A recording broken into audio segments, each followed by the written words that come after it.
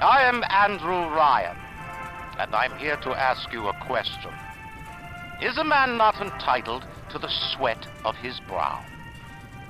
No, says the man in Washington, it belongs to the poor. No, says the man in the Vatican, it belongs to God. No, says the man in Moscow, it belongs to everyone. I rejected those answers. Instead, I chose something different. I chose the impossible. I chose rapture.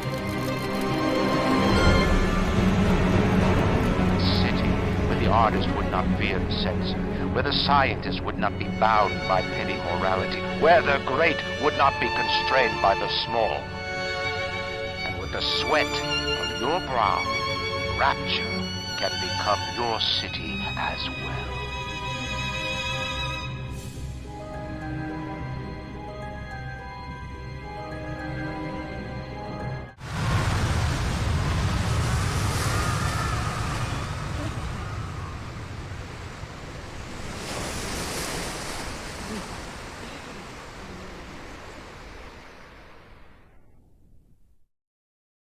The first Bioshock was released in about 2007 for the Xbox 360 and PS3. This game takes inspiration from the authors and thinkers such as Ayn Rand, George Orwell, and Aldous Huxley, as well as some historical figures such as Rockefeller Jr. and Walt Disney. And what's really neat about this game is I'm not a big shooter person. I know that, around the time then I had played Halo 3. It was okay, but it was too shooty from me. It was okay, I did halfway decent, but I'm just, I just wanted something more unique if I was gonna be playing a shooter.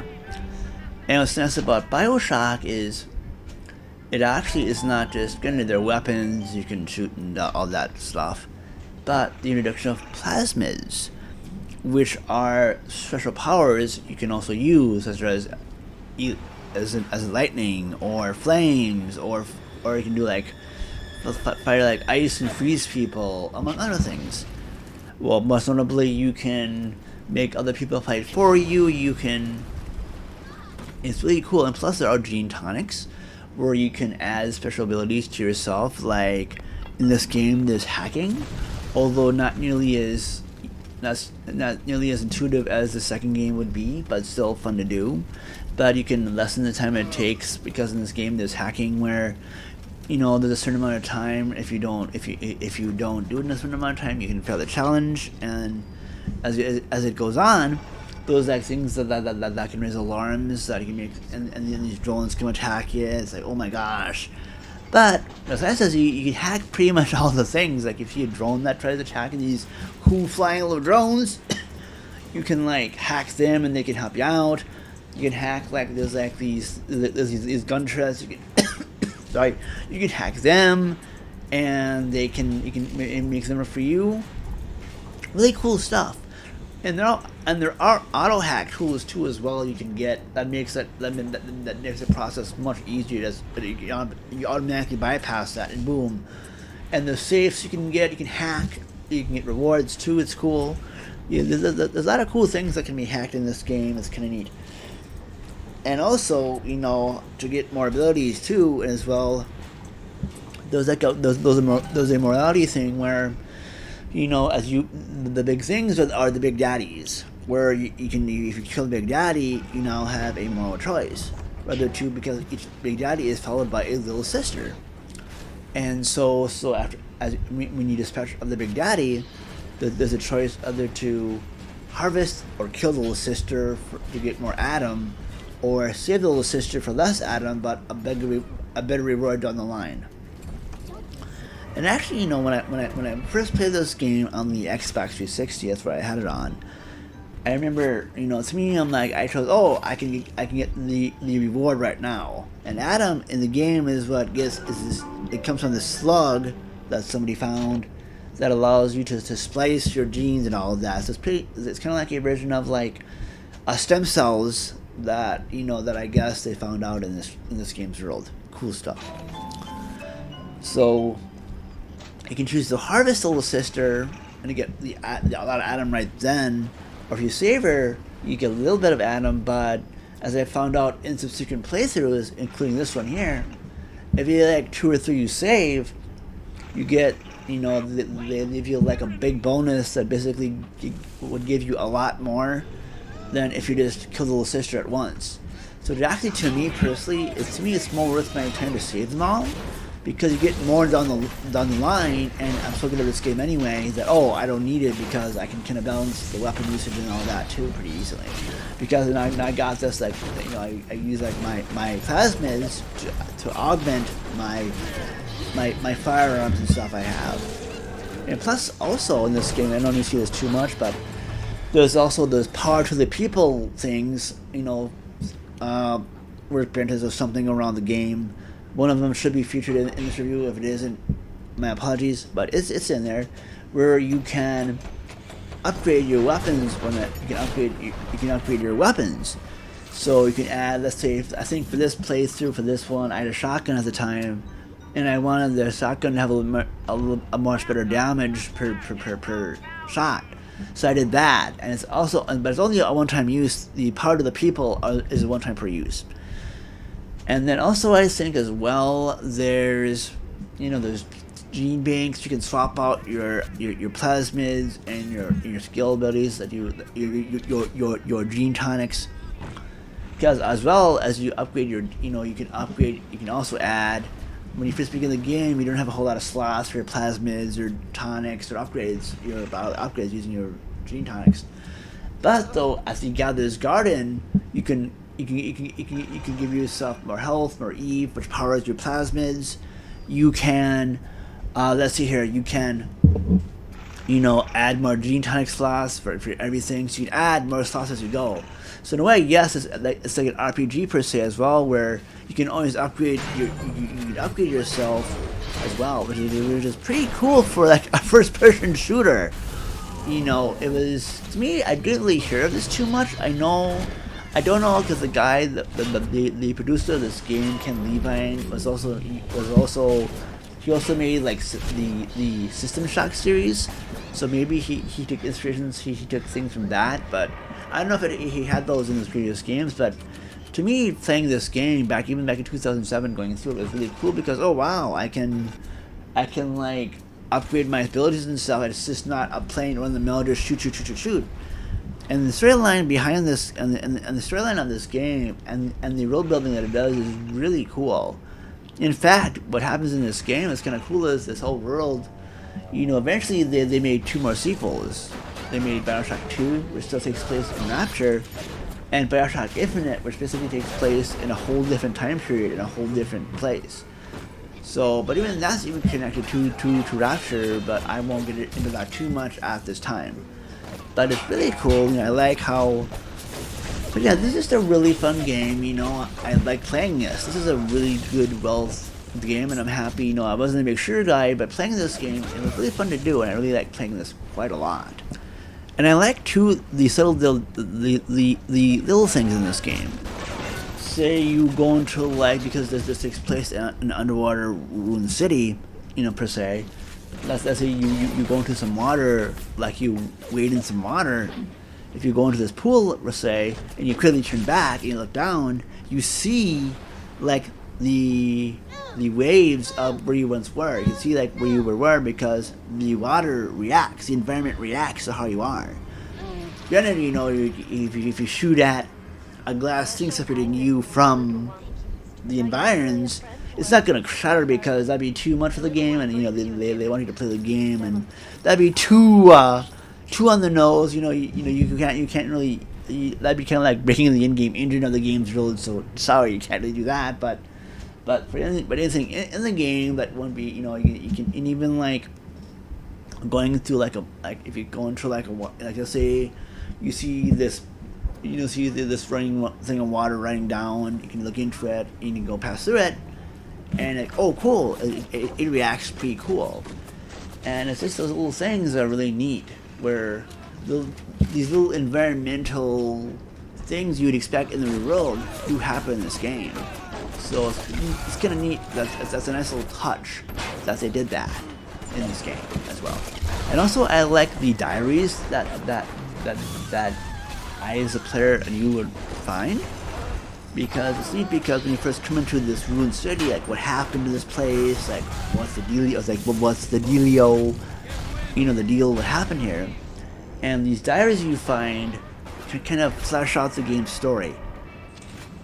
And it's like really cool to see, like, oh wow, you know, at this place, you know, they're like torturing this one guy because apparently there was a civil war, and so they're like, and I'm saying, you know, like a lot. My sincere apologies, because I'm an amateur reviewer, so please, my apologies. But yeah, so you see this, you know, they're interrogating this random guy who was working for like Fontaine or whoever the opposition was. I think it's Ryan versus Fontaine or something. And they're like, they had electrocuted this guy. And so you find this diary where he died, being electrocuted. You either hack the door to get into this place, or you just find this key code and you get in there. But what's neat is as well along the way, you know, they give you all this stuff too. And also, by the way, finding these diaries on the world, I like how this game encourages exploration. Being even this is a first-person shooter, there's always ways it wants you to go off the beaten path. You know, eventually you see like this like yellow arrow at the top of the screen pointing you in the right direction. But sometimes that arrow, you might not want to go in that direction yet. Sometimes you like you'll go off, and there'll be like this one point where oh wow, there's this cool thing where if I just kept going, I would have missed all this. And it's just really neat, and I can pick up a new plasmid, or a new like upgrade, or a new gene tonic or something. Or heck, I'll find like a part of the people thing, upgrade one of my weapons again.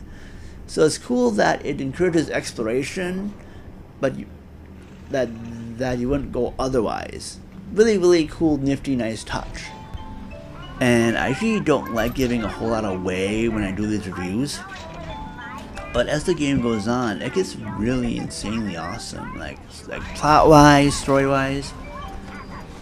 And yeah, it's really, really well written, I thought. And it's just a great story. And I really enjoyed playing through this, and I'm happy I got this for the PS4 as part of the Bioshock collection. Because I think I streamed a little bit of this on my channel. I've even streamed some of its two sequels, which is really cool. And I tend to stream it in more high resolutions because I like reading that simple stuff. But this is a really, like, I believe all three of these games are really good pieces of art. And Bioshock 1 in itself makes a good case for games being works of art, like creative works of art. It's really, really amazingly well done. And if anybody in this, and any of my viewers or anybody happening upon this episode likes like games like that, where it's a story, granted it's a shooter, but it's a really good, well-written story, yeah, this game is well worth your time and effort as you put into it. And yeah, then again, nowadays there's a lot of good shooters anyways that do stuff like this, but please give this game a look over if you haven't done so already. It's really good stuff. Anyway, wow, I know, as you can tell, I spent quite a lot of time on this voiceover. I'm looking as I'm speaking to awesome people. This is basically going to be pushing 12 or 13 minutes here. But as I tend to do nowadays, I tend to give a little update on my life a little bit, and I give a little update on how I'm doing on the channel and stuff. And as you all know, the channel is doing good. I plan to do season 14, of course, coming this year. This coming year, 2023. Although I really want to do some more other things on the channel, like I always say I kind of do and then I never do, but so yeah. But though, now I'm in a new apartment now, so I'm really happy that I'm in a better place mentally as well as physically. And, you know, a lot of bad stuff happened to me over the last couple of years. You know, I had in my old house, in my old room, an unhealthy thing of black mold. And, you know, and it didn't help because plus I had COVID over in in December of 2020. Well, this black mold thing was in my room, you know, it was under my bed, so it was not the best for me. And so it was just my family didn't like that. Why didn't they check on me? It's a whole bag of cats, crazy bag of cats and stuff. But I'm better off now. You know, my health is better, so I don't want to get too much into that. But anyway, I know, and they say the channel is good. Since I don't monetize, I even made a video finally saying why I don't ever monetize. But I like doing this as just a fun little side hobby. You know, nowadays everybody wants to monetize their channel. Mostly, I can say a lot of people want to come here to monetize, make a little money off their stuff. You know, and I just don't. I don't want to, don't need to. You know, for me personally, I was on even Twitch for about 5 or 6 accounts, and I thought, you know what? Why am I only streaming when I could be on here doing streaming and do edited stuff, you know? And I feel personally I don't make friends online too much. I don't believe in that. It's too difficult for me. And hey, for those of you that do, hey, cool, all the more power to you. But I'd rather talk to the person outside of a app such as this, because it's important. Communication is important. And if you meet somebody on an app like this and you don't really talk to them, then I can't really consider that a friendship, in my personal opinion, of course. So anyway, as well, you know, anyway as well, I feel that, you know, anyway on the channel, you know, besides if all that said, you know, this channel, I don't, you know, granted, I probably will be, you know, it'll probably be whenever I do a live stream, whenever I do it, it's usually because I usually did a big edited thing and I pepper these in. And most of you know, I probably told a lot of you, a couple of you outside of a phone app, you know, and I know in my real life, that, you know, I don't really, it's not really a big thing that you come to my streams. If I do, hey, I do them, fine, cool, but it is what it is, you know, it's cool, I do them, but they're not all the things, they're not important to me. I merely do them just to say, hey, I'm doing this thing in 4K for shits, or 1450p for shits, cool. But this is YouTube. I cannot would rather people just watch it as a VOD if you're really that interested in it. You know, I'm not all on the streaming thing. So, but no, to me, I want to do more stuff with special effects as well.